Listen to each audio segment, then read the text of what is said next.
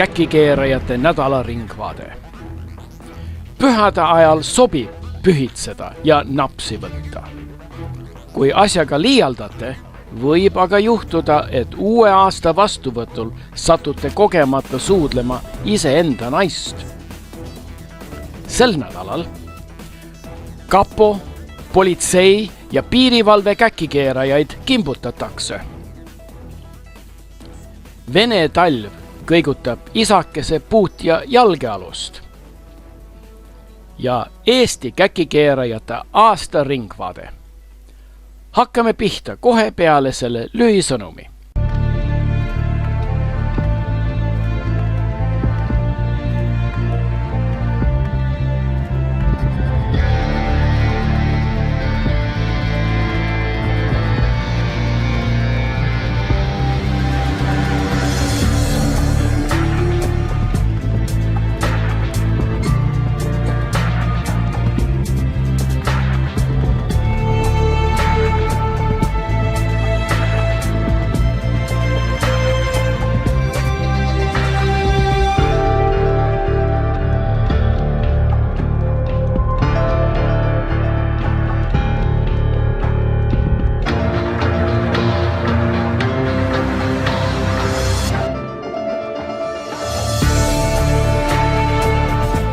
Ega igaüks ei saa võimueliidi moodi elada, aga võid kindel olla ootekolonniga, saad vähemalt lõhnad külge.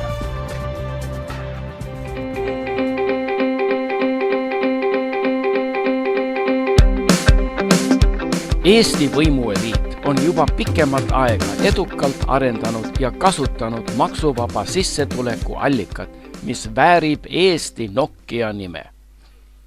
Oleme seda kasutanud nii edukalt, et paljud lihtrahva hulgast isegi ei tea, et Eesti Nokia on Vene ärikate, võimumeeste ja mafioosode maale toomine, neile elamislubade ja rikkamatele ka kodakonsuse müümine ja neile Schengeni tsooni piiride avamine.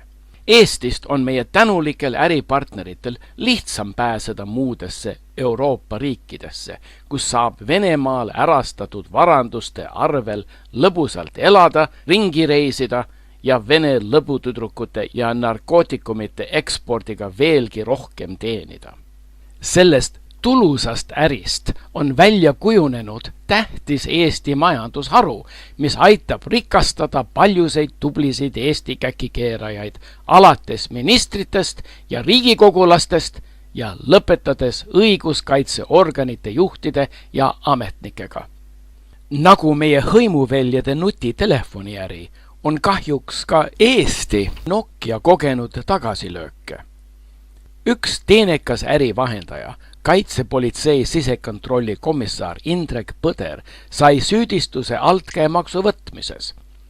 Kohus pani ta isegi kuni 6 kuuks vahi alla ja arestis ta Eestis asuvad kinnisvarad.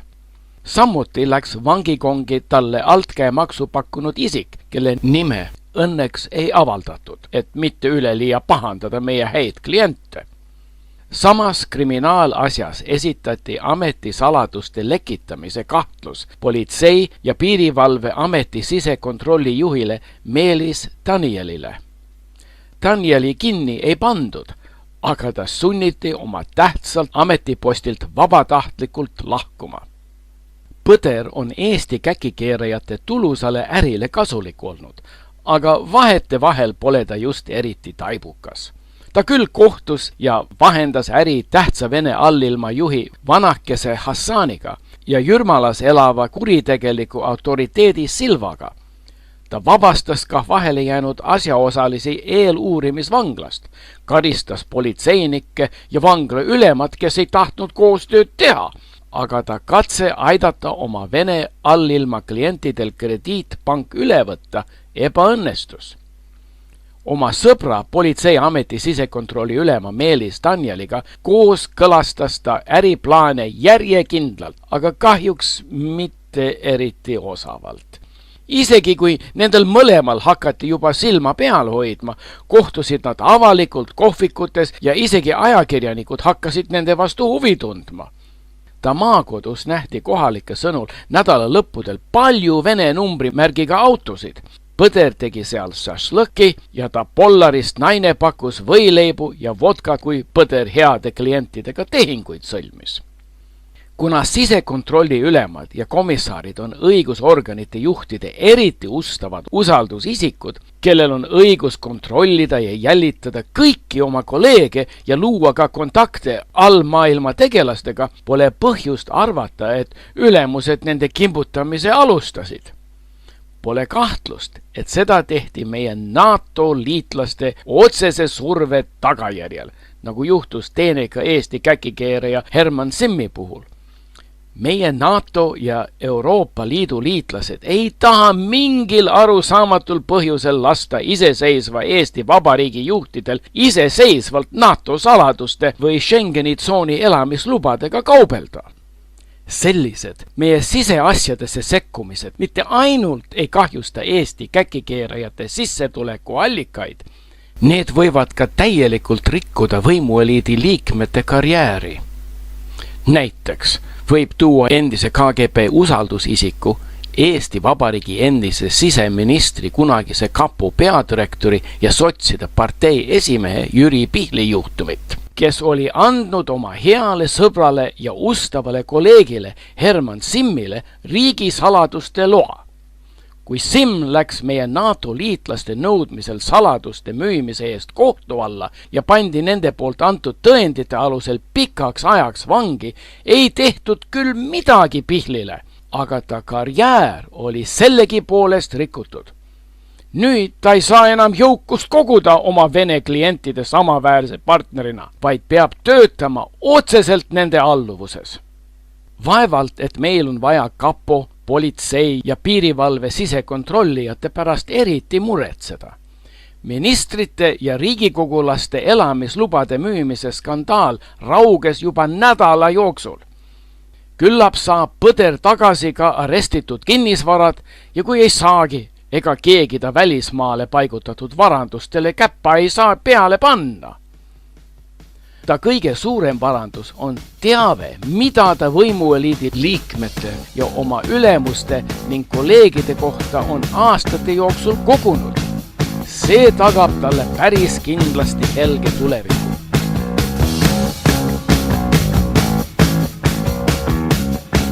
Nii nagu kõigutas Araabia kevad mitmete Araabia riikide võimustruktuuri ja kangutas ainuvalitsejaid võimult, on hakanud Vene talv. Massilised protestid hiljutise tuumavalimiste võltsimise vastu kõigutama Vene tsaari Vladimir Putini jalgealust. Protesti sümboliks on rahvas valinud valged lindid ja valged õhupallid. Moskvas, kus hiljuti demonstreeris 200 000 inimest, olid poodidest saadavad lindid samasugune defitsiitkaup nagu viinerid isakese Stalini ajal. Linte pidid demonstreerijad valmistama kodus vanadest linadest ja õhupallidele lisaks pidid rahvahulgad abiks võtma täispuhutud kondoomid. Sellist tavatud asja pole Venemaal juhtunud pärast Jeltsini võimule tulekut. Näib, et samuti nagu Nikita Sergejevitš Hruštšov ei saa ka Vladimir Vladimirovitš Putin aru, et natuke demokraatia hõngu ja vabadust on nagu tiigri seljas ratsutamine. See on isegi Venemaa valitsejatele hädaohtlik. Venemaa põhiseadus, millega Vene valitsejad ei pea rohkem arvestama kui Eesti valitsejad Eesti põhiseadusega, näeb ette, et president võib ilma vahet pidamata valitseda ainult 8 aastat. Et näiks nagu oleks Venemaa tema valitsemise ajal demokraatlikuks riigiks muutunud, võttis Putin omale vahepeal peaministri ameti ja pani presidendi ametisse oma ustava kannupoisi Medvedevi. Märtsis ette nähtud presidendi valimistel oli ette nähtud, et ta rahva üksmeelsel soovil uuesti presidendiks valitakse. Nüüd hakkavad aga asjad käest ära minema. Küllap on ka Putin ise selles süüdi. Ta tahab kultiveerida sileda välimusega machomehe nagu mingi moodsa, kaasaegse pop Stalini imagut. praegu, mil just möödus Nõukogude Liidu kokkuvarisemise 20. aastapäev, hakkab ta sarnanema oma efektiivsuselt rohkem Leonid Brežneviga. Oma sileda poisi machomehe imagoga on ta sattunud hoopis rahva naeru aluseks. Rahvas heidab nalja ta ilukirurgia ja botoksi süstide üle ja teda võrreldakse rohkem Michael Jacksoniga kui suure juhi Joosif Vissarionovitsiga. Ta pole suutnud populaarsust võita ka beebide ja delfiinide kallistamisega ja palja ülakehaga hobuse seljas fotograafidele poseerimisega. Suvel demonstreeris ta Naši suvelaagris telekaamerate ees oma machomehe võimeid ronimisseinal. See tegi rahvale aga palju nalja, kui ta ei saanud enam ilma abita seinalt alla. Kui ennast judokana esitav Putin Moskva võitluskunstide festivalil läks lavale võitjat õnnitlema, hakkas publik hoopis karjuma, et ta minema läheks. Tal ei jäänudki muud üle. Putini ühendatud Venemaa partei sai 4.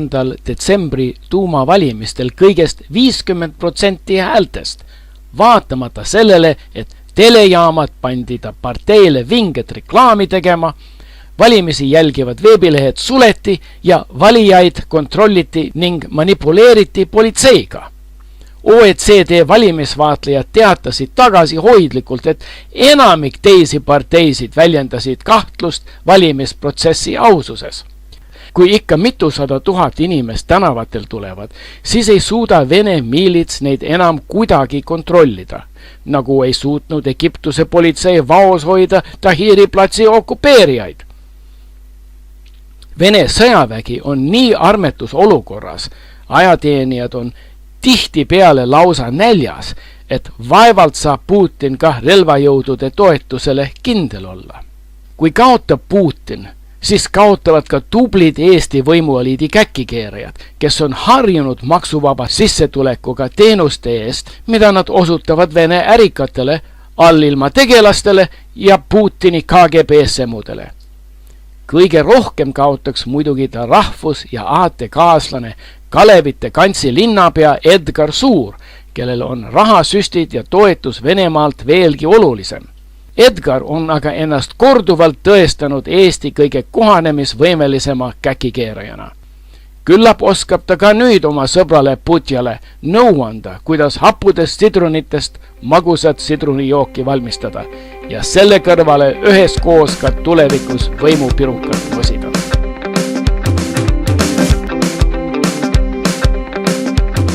Eesti käkikeerajatele on jälle üks aasta edukalt möödunud. Aasta lõpul on sobiv meenutada tähtsamaid sündmusi, millest me oleme oma nädala ringvaadetest teile möödunud aasta jooksul pajatanud. Loodame, et need kutsuvad ka teis esile meeldivaid mälestusi ja innustavad teid veelgi suuremateks saavutusteks uuel aastal. Üks tähtsamaid oli muidugi märtsis toimunud Riigikogu valimised. Reformierakond kogus 17% valimisõiguslike häältest. See andis neile ülekaaluka valimisvõidu. Meie geniaalne parteide nimekirjas häälte ülekandmisel põhinev modifitseeritud jagajate jadadega D'Hondti meetodi valimissüsteem ja e-hääletamine kindlustas tublide Eesti käkikeerajate võimu jälle 4 aastaks. Reformikate suuremeelsed lubadused viia Eesti kiiresti 5 rikkama Euroopa riigi hulka, tõsta palkasid, viia õitsele majandus ja palju muud head ja paremat tagasid reformikatele riigipiruka ja Ansipile peaministri koha. Välismaa vaatlejad küll kritiseerisid meie valimisi, aga ega see ei pruugi meid häirida. Meie tubli peaminister kummutas rahutusi tekitavad kuulujutud, nagu oleks Eesti maksumaksjate raha kasutatud jõukate kreeklaste abistamiseks. Meil oli ka rõõm teatada, et meie kangelasliku mereväe lipulaev Pitka on muutumas tulusaks vanarauaks. Muret tekitasid meil uudised, et eestlased põgenevad massiliselt Eestist ja ka see, et Eestil puudub riigikaitse. Selle teate lükkas aga kategooriliselt ümber meie tubli peaminister, kes kinnitas USA asepresidendile, et Eesti pole kunagi varem olnud nii hästi kaitstud.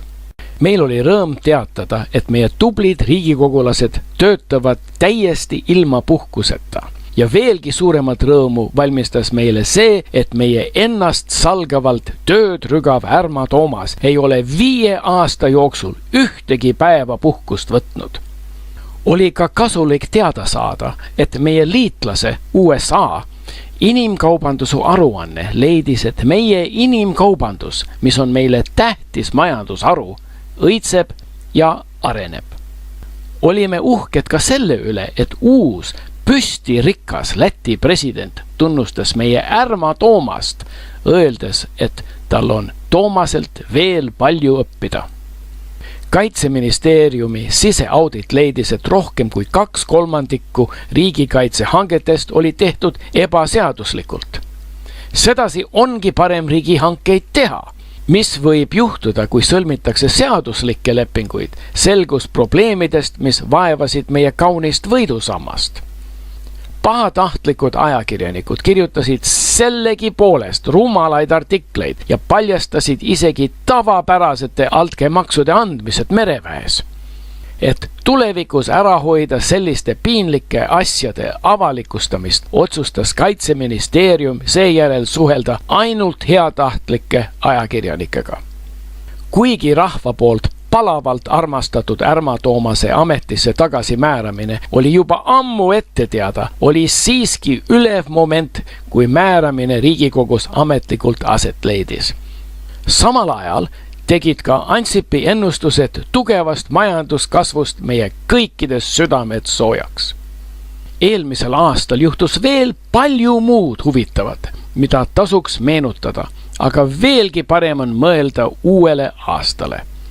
Lõpetamegi selle saate väikese uue aasta tervituse versiga ja soovime head uut aastat kõikidele tublidele Eesti käkikeerijatele ja ka lihtrahvale. Palju õnne, kõike head! Kõik uuel aastal olgu uus, meil eurokiitus kõigil suus. Optimism meil lootust annab, kuldrando innustus meid kannab. Koidust tärkvast kiirgab rõõm, elu karikast nüüd neela sõõm, mis murekoorem meil veel lasub, kui Eesti Kreeka võlga tasub. Järge hoida siiski vaja, hoidkem alles mõnda vana. Olgu ühiskond stabiilne, hoidume, sest mis labiilne. Riik on kindlalt savijalgel, Ansipil vaid särapalgel. Raudselt pukis Savisaar, hankeraha lõikab laar. Poliitikud vaid matti võtavad, raha kasseerima nad tõtvad. Minister aina käsib keelab, kui vaja, siis ka käkki keerab. Ka neile, kellel kõik on läinud, kel masu raskelt üle käinud, uus algus elu uueks loogu, uus aasta õnne kõigil toogu. Palju õnne, kõike head, kui ainult sirgelt sammu sead, kui siht on vääramatult selge, siis tulevik meil ongi helge.